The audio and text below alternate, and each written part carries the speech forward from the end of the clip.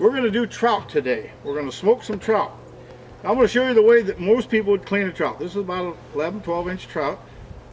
Slice them up the belly. You pick up the throat latch. You go through like so. Put your thumb on the chin. Grab it here by the gills. And you pull this out and you'll take off those fins. And you'll take all the guts. Then all you have to do is clean out the kidney, which is that's the old dark streak in the back. And you can smoke it. Now, I'm going to show you how I smoke mine. Now this is a good way of smoking fish, except for it's hard to get your brine in there because it's all the skin's on the outside and it's got skin on the inside. So it's not easy to do it. So we're going to show you how to do one another way. So now let's clean it with the normal way. Now here's the way that I do mine, and I like to have a little bigger trout than that. We're going to get back to the big knife. Now they're a little bit slick, hard to hold on to, so I always use a rag on the tail. I'll take off the fin here, these two fins here, and I'm going to slice him up the middle, like so. And I'm going to take off the dorsal fin on the back, and then I'm going to fillet him just like you do a salmon or a steelhead. And it's not as easy as you might think, but then again it's not very difficult. So just going to go right in behind the gill plate, turn my knife on the backbone, and I'm going to let the knife ride right down the backbone. I'm not going to change the angle. I don't want to cut through the backbone. So then I have one nice fillet. You turn it over, do the same thing on the other side, and what I've done is I've opened this fish up now, so whenever I go to brine it, I'm going to get the brine on the inside. It's going to work on the fish. So coming right down, not cutting through the backbone, and there's my other fillet. So I have the two nice fillets. Alright, now we got our fish all filleted. We have some that's whole. Now there's two ways of doing this. You can buy a brine mix, which we have, that has the easy instructions on it. You mix this contents in a cup of warm water to get it dissolved really quick, and then 2 quarts of water, and you'll end up with a solution like this right here. Now I don't use quite as much water as they recommend, and then you can put your fish in it. It has all the seasonings. You have to leave it in there overnight. Sometimes you can leave it even longer. You see how my nice fillets are in there. Now that's what I would do if I was doing a whole trout like this. I would use that method. Now if you want to begin and try something different, this is my favorite way of doing it. Is I'm going to use a dry mixture. I've got 2 cups of powdered sugar, or of brown sugar, like so, and I have a ½ cup of plain salt or pickling salt, like this. And you have to mix these all up together, like this. So that's going to be our dry mixture. Now here's what's going to happen. Whenever we take this, put our fish in here, we're going to layer it in there. We're going to put a couple of fillets like so, and then we're going to take and put our dry mixture on top of it. And you want to be a little generous with it. Don't be short on it. It won't hurt. It's inexpensive to do it this way. So I put a nice layer of the sugar, brown sugar, and the salt. Then I'd put another layer of fish, like so, and put more brown sugar. Now, so let's just say I had more fish and we just filled that all up. I'd snap the lid on it and I'd put it in the refrigerator.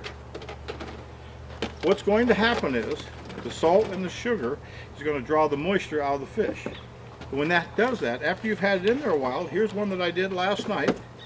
You can see all the liquid. That's the same as I did here. It draws the liquid out of the fish. That's the water out of the fish, and you end up with a nice piece of fish like this, and it's going to smoke up a lot better.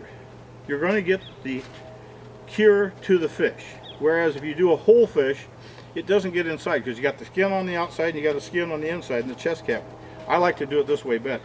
You can always tell when this is done because it becomes stiff. You see how these are stiff. If I take one of these out of here and hold it up, you can see the difference in it. So I know this is cured, ready to go. Usually that takes about 12 to 14 hours. And if you're busy, it doesn't hurt to leave them in there. You can leave them in there 2 or 3 days. But you're going to have all of this liquid come, and that's from what's coming out of the fish. Now after they're in there 4 or 5 hours and it all gets liquid, then you want to move them around. If you don't, and you had two pieces that were stuck together like this, it won't get the cure to them. So you need to move them around. Same way in the brine solution. You want to take, after you've had them in there a while, you want to move them around. They need to all get covered with the cure.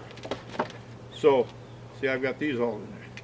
These have been in there for overnight. Now this won't cure up like the other ones because it's a liquid. There's still a lot of liquid in there. When you're using a liquid with fish, it's not always good to do that with frozen fish because they'll take on too much liquid and they'll never get nice and firm. I don't like it that way. All right, now we're ready to go in the smoker. Now today, as you can see, it's cold, snowy, and our Big Chief smoker is not insulated. So what we do is, even though I want to smoke it today, is you need to have some sort of an insulation. And they used to use the box. Don't use the box, you'll have a fire. We have what's called an insulated blanket, and that will help you get the heat up there. It's awfully hard to get the temperature up. So I've got some in here smoking already. I'll bring one of them out. I like this top load one. I put these in just a couple hours ago. You can see how they're doing there. And then I will get, let's just say I want to take some of, let's just pretend that the others have cured up already. Then I want to put them on the rack. Now, if you read the instructions, it says you can spray this rack with PAM or coat it with vegetable oil and they won't stick. I guarantee you they'll stick every time. I would invest in this little nylon piece of, they've actually got a name for it. I never get the name right, but it's a screen, a drying screen for jerky and dried stuff. But it works so good on the fish because it'll never stick to it. You can see the one pieces I have in here now, I can just lift a piece off of there. See how they're nice and firm? It's not quite done yet. So then I would put my fish on that screen, and the next thing I would do is I would take and blow it with a fan to dry it.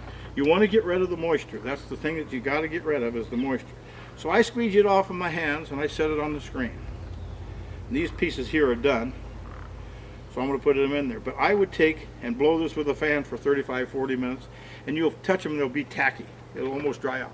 That'll form a glaze on the outside, and that's what you want, especially if you're doing big salmon and so forth. It's really critical to do that. Now as you're smoking it, and you can see on these pieces here, they're starting to get smoked. They're looking good. They're not done yet. But whenever you get to about this point, about an hour or so before they're done, here's the little trick I like to do, and you'll like this. All right, now I went in and I softened up my honey. I put it in the microwave, and now if you didn't have a microwave, you could set your honey jug in some hot water, get it softened up. I'm going to take my fish out, like so, and I'm going to brush a little bit of honey. This will make it a nice, shiny coat on the outside. You'll never have little salty deposits. You'll never have it looking dried out. It'll really make it shine and look pretty. Plus it gives it that nice honey taste. Now, doing this, there's all sorts of little tricks that you can do. Another one that a lot of people like to do, they like the flavor of teriyaki. You can take and put some teriyaki in your honey and brush that on there. You'll have that nice teriyaki flavor. But I always brush that on the last hour or so of smoking. Now in smoking, don't forget, you can just keep putting pan after pan of sawdust in there, but 2 pans of sawdust will be plenty. That's all it takes. The heat is what's going to finish cooking the fish. So 2 pans of sawdust. On a day like today, it's probably going to take 6 hours, 7 hours. If it was a nice, warm, sunshiny day on trout, it'll probably only take you 3 or 4 hours. But you see how I've got that nice finish on there? I'm going to put them back in the smoker for the last hour, and then you'll have smoked trout. You can do this with kokanee, you can do it with rainbow, you can smoke almost anything in there. Just remember, whenever you're smoking, if you fillet them, it'll take you half the time because you don't have that thickness. If you do that nice thick fish, you're going to have to let it set in your brine and your solution a little bit longer. The number one thing though is, like this, the drying screens won't let your fish stick to your grate. I really like those. In the winter time, a blanket around your smoker to get that heat up. It takes forever otherwise. So that's smoking trout 101.